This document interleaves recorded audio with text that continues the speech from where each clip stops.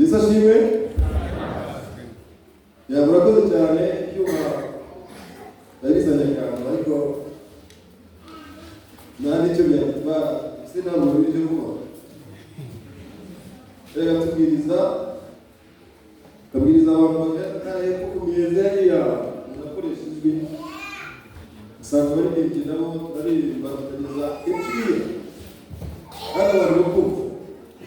Rero iyo ubyisomye gato usanga kurari n'ababwiriza bagize ikibazo bakijana, ariko buriya twabwiriza sibyo? Twabwiriza rwose, twabwiriza kandi bikagenda neza. Reka rero ntagire basuhuza mu izina rya Yesu, amahoro y'Imana abane namwe kandi bashimire ukuntu mwatwakiriye. Jye na madama twaje hano, bari tumaze iminsi tudaherukanye, ariko bamwe muri mwe turahura baje iwacu muri tugahura mu zindi gahunda zitandukanye.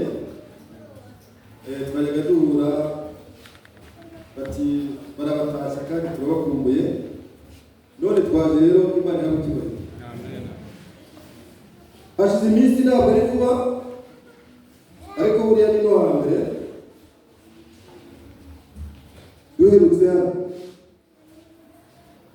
Iri ni itorero nakunze rigera hano muri ntara, kuko itorero rigira gahunda ya kidivanisiti. Hari aho ugera ugasanga abantu baravayagurika muri gahunda rimwe na rimwe, ndetse ukagira ngo si mubadive, ariko hano nabonye ko ari umwimerere wa kidivanisiti. Haleluya. Reka nshimire abana bato twakoranye muri kino cyiciro, rwose bakiyoboye neza cyane. Arimo bakurikije mu kanya bari bagifite ubwuzu. Biriya byerekana nyine abana nyine yewe iyo bakora kuriya ndaryoherwa cyane. Niyo yadede manga ariko arimo avuga numva arashe ku ntego, kuko n'umwana nyine. Ariko rero kugirwa n'umwana usobanutse cyane, njye ntabwo mbikunda. Njye nkunda wa mwana w'amavanga nyine aba yerekanye uwo ari we, ko ari mu nzira zamuka. Ariko umwana yari yashobotse cyane iyo duteze kw'abana ibiki, ariko iyo umwana bivangavanga aba ari mu mwanya we. Twavuga ngo iki? Amen. Dushimana cyane. Rero ngera hano mu gitondo ntabwo nabonye muri abantu benshi, nabonye muri abantu bake. Nibaza ndetse ariko bavuze ko hari abari bagiye mu igacu, bose bari bakinaniwe. Bari bake rwose, bari bake pe, bari bake. Iyo nkunda gusenga ahantu nkazinduka kugira ngo ntagirane gahunda zabo menye ibyo ari byo, kandi nkunda kwicara imbere. Njya nyivugaho nkunda kwicara imbere, hari ikintu kimfashe iyo nicaye imbere bituma numva neza kandi nkareba. Sinkura umunwa ngo mpagarare neza. Nkunda kwicara imbere, mujya mujya mu bukwe mugakerererwa, maze ugasanga ibyo kurya byaba ari bike, byaba ari bikeya, cyangwa amasahani ari make, ugatahira aho ngaho. Ariko njye ntabwo mbikosa ryabo, nzakare kandi nicara imbere, byaba bike bikangiraho cyane. Rero no mu rusengero numva nazakare, niba bike ntabwo bingereho. Haleluya. Amen. Nuko nubatse nyibaze se ni gute ikerererwa kuza mu rusengero. Nasanze umuyobozi arimo icyiciro gikomeye cyane cyafashije, ko bya amateka ni ikintu gikomeye. Nabonye ko yavuze amateka y'urusengero, ukuntu bamwaturutse, ukuntu mwiyubatse, byagenze amahoro, ariko asoza ashima Imana ko ibintu bimeze neza. Rero kutamenya ibintu byaturutse byo ni ingorane. Buriya itorero ryacu ry'abadivantisiti ni uko ryatangiye umurimo, ryatangiye rifunika.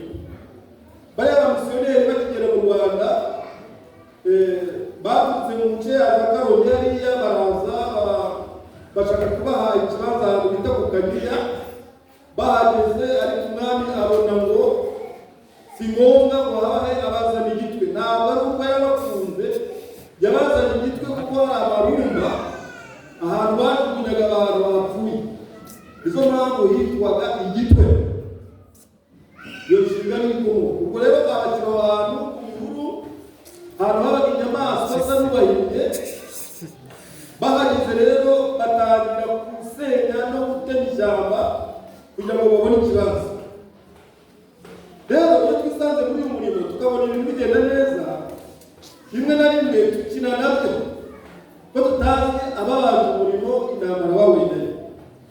Bahageze rero kugira ngo babone abantu byarabagoye kuko bari ahantu h'ishyamba, ahantu umwami yabahaye nk'ubahimye, ahantu hatagendwa, ahantu hatagerwa. Bakora akantu ko gushaka icyatuma abantu babagera. Amateka avuga yuko bafataga inka bakazibaga bagaha abantu inyama z'umuntu. Abantu bo bakaza baje gutwara inyama z'umuntu, bahagera umubwiriza agatangira kwigisha. Nizo mpamvu bavuga ngo ni abahirika.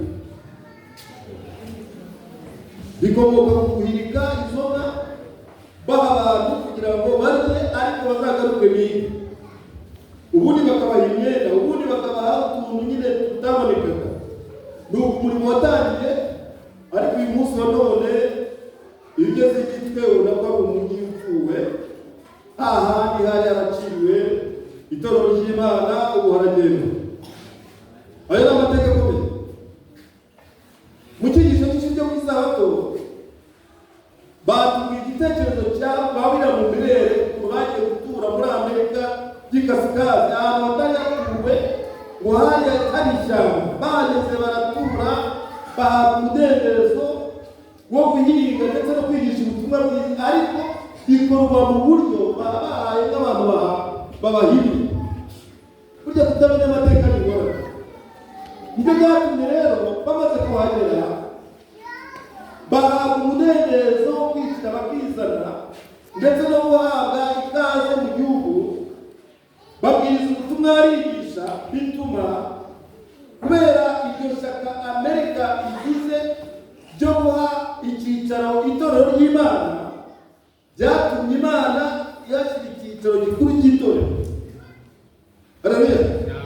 Nizo mpamvu icyicaro cyacu gikuru cy'itorero kiri muri Amerika. Ni hariya bicaye bariya ba Ted Brisson, ni aho ngaho bari gukorera umurimo w'ivugabutumwa muri icyo gice kitari gituwe, nyuma kiza guturwa nk'uko tubisoma mu byahishuriwe mu gice cya 13 umurongo wa 11. Inyamaswa yavuye mu butaka ahantu hatari hatuwe. Umurimo rero wamamara gutyo urakorwa.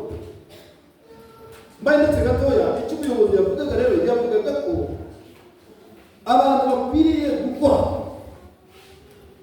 Nongera ngo dushingira icyigisho cyacu.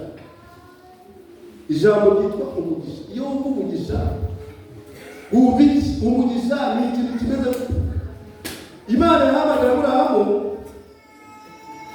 mu itangiriro 12 ku murongo wa mbere, iramubwira iti haguruka uve iwanyu, usige inzu ya so, usige umuryango, usige inshuti, ugende ujye mu gihugu nzakwereka, kandi nzaguha umugisha. Ngo nzaguha iki? Nzaguha umugisha ndetse n'abazakomokaho n'urubyaro rwawe, abazakwifuriza umugisha nzabaha umugisha. Umugisha ni ikintu kimeze gute? Yadusomeye isomo umubwiriza turi kumwe hano muri Yesaya mu gice cya 5 umurongo wa 3 ndetse n'umurongo wa 4. Igitekerezo Imana ifitanye ikibazo n'abantu, nk'uko uyu munsi wa none ubuyobozi nawe afitanye ikibazo n'abantu. Umuhanuzi aravuga ati, yewe mwabaturage b'Yerusalemu mwe, namwe bagabo b'Iyudaya, nimudukize jye n'uruzabibu rwanjye. Ikintu nari nkwiriye gukorera uruzabibu rwanjye nasize ni ikihe? Ko nari niringiye ko ruzera inzabibu. Ni iki byatumye rwera indimu. Ikibazo Uwiteka arongera kwibutsa ubwoko bwe bwa Isirayeli ubwo babanye mu gihugu cya Egiputa, akabayobora ku manywa na nijoro akoresheje inkingi y'igicu, nijoro inkingi y'umuriro, bakagenda mu mabuye, mu mifatangwe, inzoka ntizibarye, akabanyuza mu nyanja itukura. Ariko bamara kugera mu gihugu cy'isezerano bamaze kwicara, ntibakomeze umuhamagaro Imana yari yabahamagaye. None ni iki nakoze? Uyu munsi wa none iyo wicaye mu rusengero, wicaye aho utuye, twese uko turi hano, abenshi uko twagiye duturuka ahantu hatandukanye, ijambo ry'Imana rivuga iki? Riravuga ngo nugera mu gihugu aho Uwiteka azagutuza, umaze gutuza no gutunganirwa, uzirinde umutima wawe utazishyira hejuru, uvuge ngo igitumye uri i Kigali ukaba wubatse inzu nziza cyane, igitumye uraha nuko ari imbaraga zawe zabikoze, ahubwo uzibuke yuko ari Uwiteka. Haleluya. Muri ubu ijambo ry'Imana ritubwira. Aha rero nizo mpamvu Yesaya avuye mu mwuka w'Imana, arimo yabaza ati ni iki nagombaga gukora nakoze? Uruzabibu rwanjye nararuhingiye, ndwicira amababa kugira ngo rutomwa, ndaruzitira amabuye ndayacukura, nduha imvura ku gihe. None dore uruzabibu rwanjye kugira ngo rwere imbuto, rweze indimu. Bavandimwe, ijambo ry'Imana ririmo riratubaza igituma tweze indimu, gituma wera indimu. Yari yiteguye gusaruramo igitoki cyiza, none dore agiye kureba asanga ni indimu. Hano umuhanuzi Baraki hari amagambo akomeye cyane yavuye mu gihe cyari kigoye. Muri Baraki igice cya 3:7 nawe yarongeye agira amagambo avuga. Yesaya hanura hari muri 650 mbere y'uko Kristo avuka. Noneho uyu we agiye guhanura ubuhanuzi bwe muri 444, niyo myaka yari isigaye kugira ngo Yesu avuke. Mbere kuko turimo turajya muri ya myaka bahoze batwigisha mu bigisho, hamwe tugira tukadandabirana ntitwumve ibintu uko bimeze. Muri 444 niyo myaka yari isigaye kugira ngo Yesu avuke. Noneho Maraki arahanura, kandi ahanura ari n'umuhanuzi usa nawe isezerano rikuru. Twabaze kubona yuko Abayuda babaze kuva i Babuloni basubiye iwabo, bagombaga kongera kubaka, bakubaka urusengero, bagasubizaho imyaro. Bamaze imyaka 70 bari i Babuloni. Mu mwaka wa 557 bageze mu rugo batangira kubaka, ariko ntibubaka mu myaka 70, ahubwo bubaka mu myaka 49 cyangwa se mu byumweru 7. Bamaze kubaka bategereza isezerano ry'ibyari byaravuze. Umwuka w'Imana arabasanga arababwira ati oya mwemuretse, ntabwo ibintu by'ubuhanuzi bigenda uko umuntu abyumva cyangwa ngo bize ku bushake bw'umuntu. Atazi iyo mwitonda haracyari ibindi byumweru 62 nibishira nibwo ubuhanuzi buzabutangiye kwinjira. Byumweru 32 duhanye n'iminsi 434, haburaga icyumweru kimwe cya 69 gihwanye n'imyaka 483 kugira ngo Kristo atangire umurimo. Mu mpera za 62 kiriya cyumweru nibwo Yohana Umubatiza yatangiye kubwiriza ubutumwa bwiza. Atangira kubwiriza mu gihe Maraki yari amaze yahanuye amagambo yo kuvuga, amagambo yarakomeye cyane, ari nayo magambo iyo twiga ibijyanye no gusonga muri ibi bihe byacu bimwe na bimwe twumva nabi cyane, ugasanga ndetse twamara kubisobanukirwa neza cyangwa se twenda kubisobanukirwa neza ugasanga twadeviye umurongo twavuye mu itorero ugasanga hafi inyigisho zavuga ngo ni gutera ubwoba ntibanditse ngo bakabana amafaranga yabo babona amafaranga mureba ko itorero barya bakurikirije none se nibatajya amafaranga bapasitori nyine utekereza ko amafaranga azajya hehe inyigisho rero abantu bigishije ngo nimuzane imigabane mu icumi n'amaturo ubishyire mu nzu yanjye inzu yanjye yuzuyemo ibyo kurya niko Imana ivuga siko umuhanuzi yavuze rero umuhanuzi yavuze ayo magambo nk'aho umuyobozi uyu munsi yavugaga mu gitondo nk'aho ari mu gihugu aravuga ariya magambo mu buryo bwa kimuntu kandi arayabwira abantu kugira ngo abantu babyumve neza ariko mu by'ukuri si Imana ibyo amafaranga Imana ikeneye amafaranga abantu turigishwa ngo nimuzane amafaranga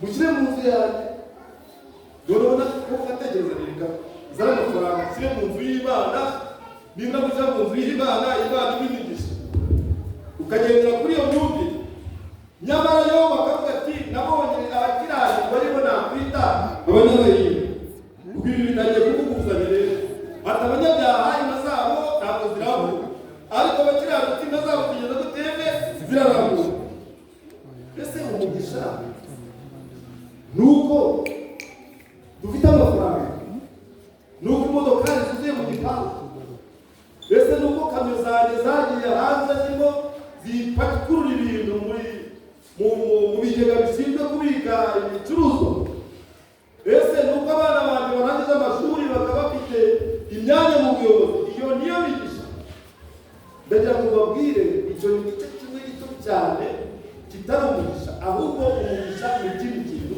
gikomeye cyane umugisha ni ukumenya Uwiteka kandi umugisha ni ikintu gikomeye cyane tutabona ukuntu twavuga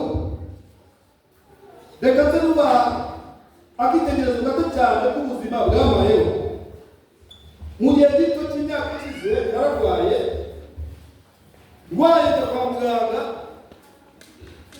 baransuzuma barambwira bati rero urarwaye uburwayi baramubwira rero ari ibintu ugomba kwirinda ni mu ncamake ntabwo ndi buye dutahe ati cyane ugomba kwirinda kunywa amazi kunywa amazi bati rero ugiye kugenda ujye ufata urubuto upima amazi arurimo ufate igikombe upima amazi arurimo ufate ibyo kurya upime amazi arurimo ntuzabireza litiro imwe ku munsi kandi imiti iri gukoresha irantera inyota mu buryo bukomeye cyane niba ari ikintu gikomeye kandi kibazo niba ari intambara ikomeye cyane abantu benshi barashobora gutsinda ni ukubuzwa ikintu ushobora kubonera ubuvuzi kurwana n'umubiri ibintu birateretse hano ujya gusura razana ji ujya gusura razana ishyushyu ujya gusura razana imbuto ujya gusura razana umuneke ariko ntiwemerewe kubirya none mbabaza iyo ubona urya ukaba ukarya ibintu byose nta na kimwe utangira warangiza ukajya mu buriri ukaryama ugasinzira ukongera ukabyuka ukaryama ugasinzira ukabyuka mu gitondo ukagenda ni umugisha cyane urasubiza yego cyangwa yego none se umuntu ufite ibyo bintu byose akaba atemerewe kubirya ubwo afite umugisha urasubiza yego cyangwa bati rero ntabwo wemerewe kurya ibinini ahubwo uzajya urya ibijumba byokeje kandi nabwo urya bikeya kandi kuryama ntibishoboka wagera ku buriri ukananirwa kuryama usinzi kubera ikibazo cy'uburwayi kandi uryama ku gitanda cyiza cyane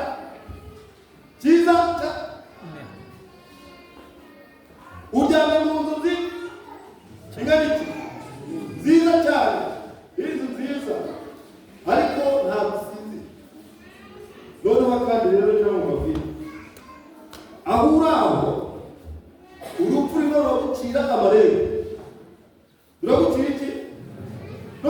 ujya kwihagarara utekereza yuko unatekereza yuko uri hafi no gupfa.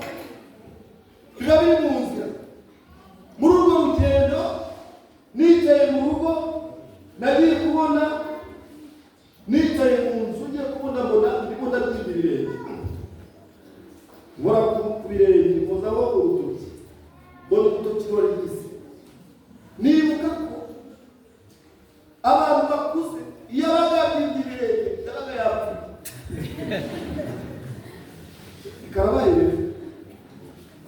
Karabaye rwose. Nta muntu wabyimbye ibirenge uvayo. Ayo ni amakuru nari mfite. Ariko ngiye kubona mbona nabyimbye iki? Nabyimbye ibirenge. Inkweto wapi?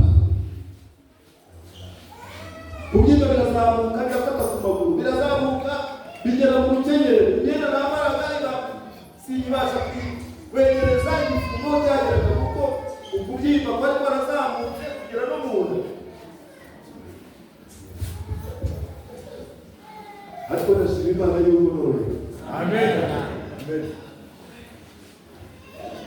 None se ngo hamwe umugisha cyangwa nawe urahari?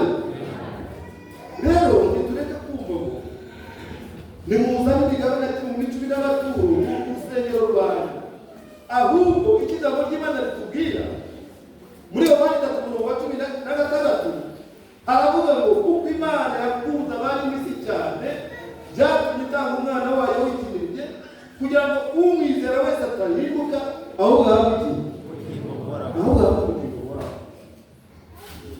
Ngiki cy'Imana ituragiye gukora uyu munsi ni ugusobanukirwa neza n'urukundo rwayo. Numara kurwumva rero ntabwo uzatekereza ko amafaranga ari ay'abakozi bagomba kurya. N'ubundi icyo kintu ukijya kuyavana mu mufuka ndagira ngo nigusobanurire umenye yuko ari ayo bagiye ibyo bintu nabyumve neza. None se nibatajya amafaranga azaribwa nawe? Icyo ni ikintu wagombye kubaza kuko ntabwo abapasitoro bacu bashobora kugenda n'amaguru. Icyo ntabwo gishoboka. Ntabwo abapasitoro bacu baba mu bihuru. Ibyo ntabwo bishoboka. Sibyo? Rero kuko niko kuri twagombye kumva ukuri tugakora n'ibyo tuba hirya y'icyo. Urusengero turimo twubaka urusengero ni urwacu duteranira iby'uruba ngo n'urw'Imana. Uwiteka yavuze ngo muzanyubakira ruki niyo nkwiriye gusengerwa ko inzu naryo ari intebe yanjye, isi nayo akaba ari aho nkandagira. Uzanyubakira ruki ibyo bintu bifite mu bwoko kuti niba by'abantu beza nkaba ugenda mu modoka nziza ni gute naterana n'urusengero rwiza? N'ubura kumva ibyo bintu byumvikane neza. N'ubundi nitwumva ngo ntugukorera Imana iyo kode gutyo umuntu azaza rega mure gatoya wumve ntabwo ari Imana igukora bite kumva. Ariko tumara kumva urukundo rw'Imana umenya neza yuko rukubashisha gukora byose. Umuyobozi yavuze mu gitondo ndagizeho yavuze ati ushobora kuba uzi kubwiriza, sibyo? Ushobora kuba uzi no kugeza yewe no kuririmba, ariko udakora byose biri zero. Haleluya. None se Imana yo niyakoze igatanga n'umurimo. Imana ntabwo yahize ikavuga ati Yesu arahiga. Imana irahiga mu Itangiriro 3:5 uzaca urwangano hagati yawe n'uyu mugore, uyu mugore uzamukomeretsa agatsitsino ariko azakumena umutwe. Imana itanga umurimo mbere agatanga kandi Imana yahize. Hari abantu rero tujya tugirana ibiganiro mu matsinda y'imihigo y'ibiruhuko cyangwa se mu rusengero bakavuga uhige ugira ikintu wenda umuntu mugewe ngo ntabwo navuga ngo icyo nzacuruzwa uzabona neza. Tumenye yuko bizere guhiga ni ugutanga ubuhamya, ni ukujya mu karubanda. Ninagira ikintu nkora uzanyicuze. Imana se ntiyahize igasezerana kandi umuhiga wihigura. Yesu ati umuntu nacukura azageza gutera mbere y'uko biba Imana na Yesu bagize umuhigo kandi umuhigo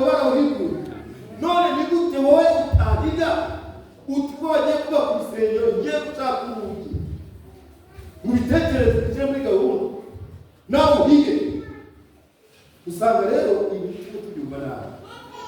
Hano no muhanuzi Maraki yakomeje rwose aravuga ati ni gute mbese umuntu yakwinya Imana ibyayo ariko mwebwe mwarabimenye. Nyamara murabaza muti twakwinya iki? Mwamenye imigabane ya 10 n'amatungo. Usanga abantu bose yambaye neza, umusirimu yambaye ikote, karuvati, inkweto nziza, ariko akaza mu rusengero igiseke cyamugera imbere ntature ageze gutewe ntature. Kandi muri gutura ni itegeko. Ni itegeko rikukaze mu bikari by'Uwiteka iboko.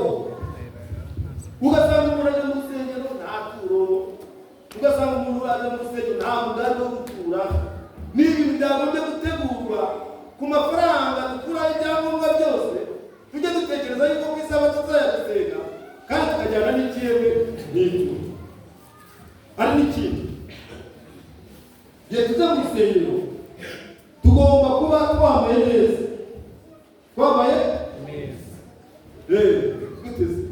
twambaye neza. Buriya imyambaro tugomba kuza twambaye ku isabato ni imyambaro itandukanye n'indi myenda yindi twambaye mu minsi y'icyumweru, ahubwo ugomba kuba ari umwenda duha agaciro ko ari umwenda wo kujyana ku isabato. Abantu bakubona bati kuri uko yambaye kuriya ni ku isabato. Haleluya. Njya nshima Imana yuko yabaye amahirwe yo kwambara karuvati. Nayo nkunda karuvati cyane nyiri umwana. Ubwo rero Imana ibaye intebe yo kwambara karuvati, numva ndanezerewe cyane, numva ndishimye.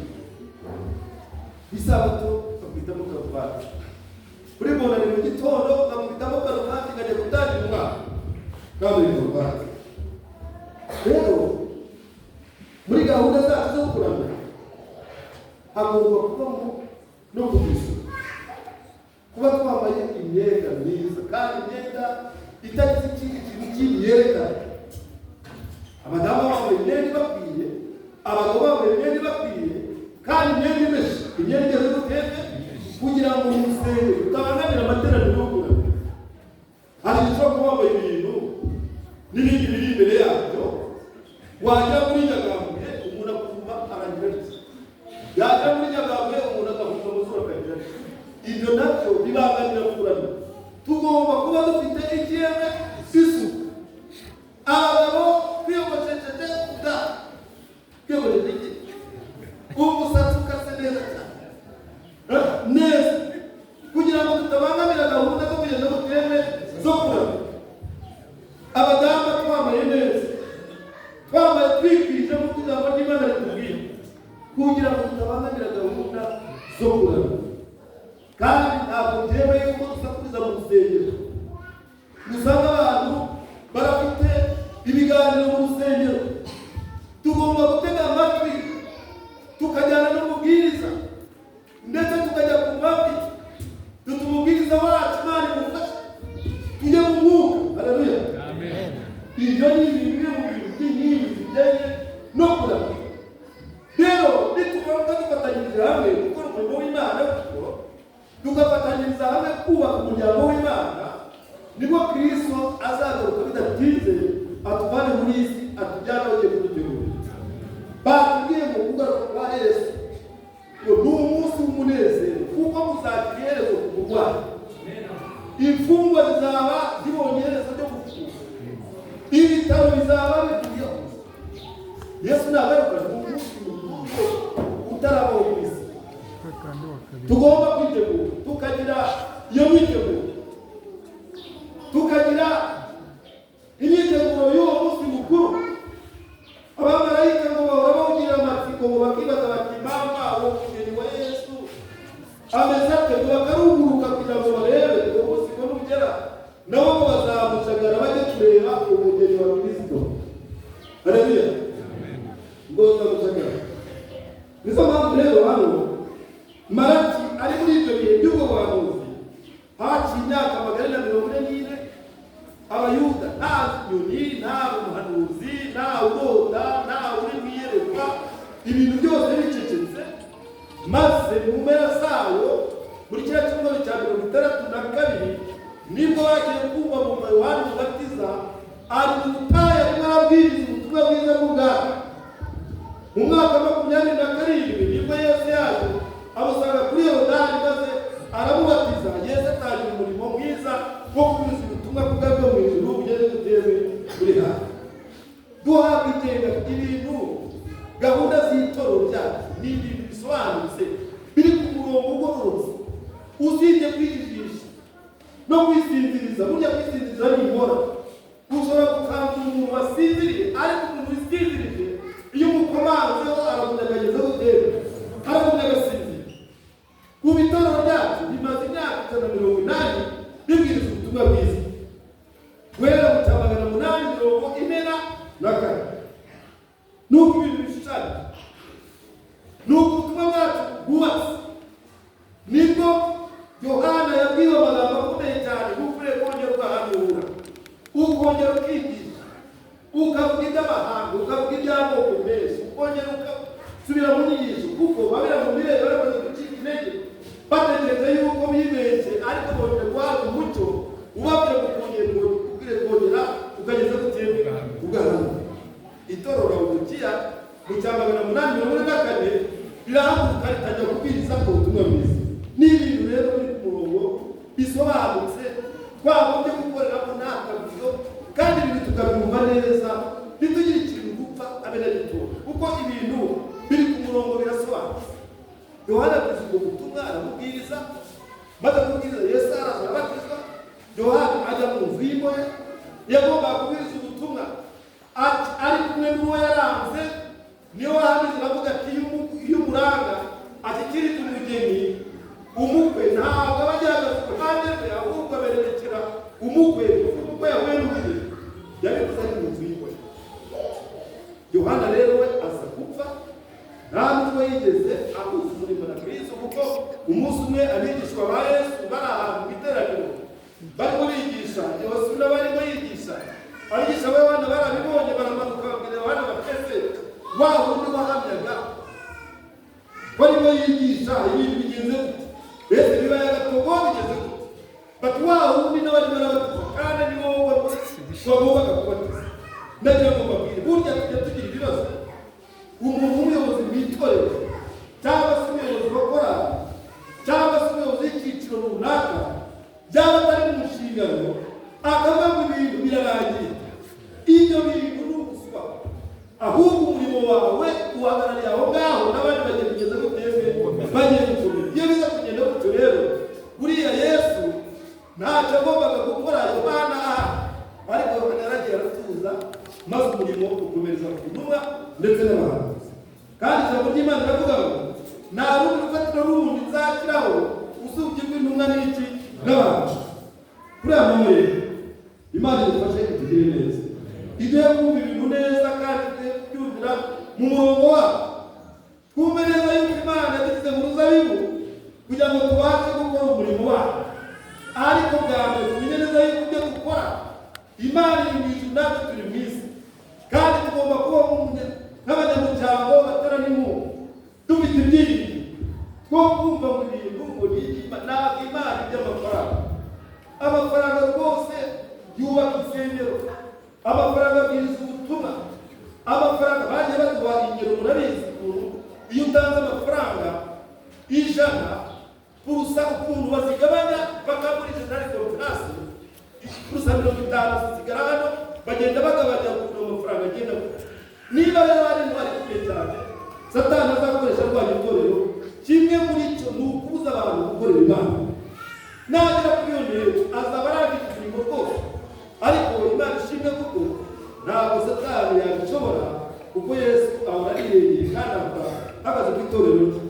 Imana idufashe rero tugire neza kugira ngo tuze gusobanukirwa neza n'icyo ijambo ry'Imana ritubwira, kugira ngo umuhamagaro wacu umuhamagaro w'iteka ryose nibyo nsaba mu izina rya Yesu. Haleluya.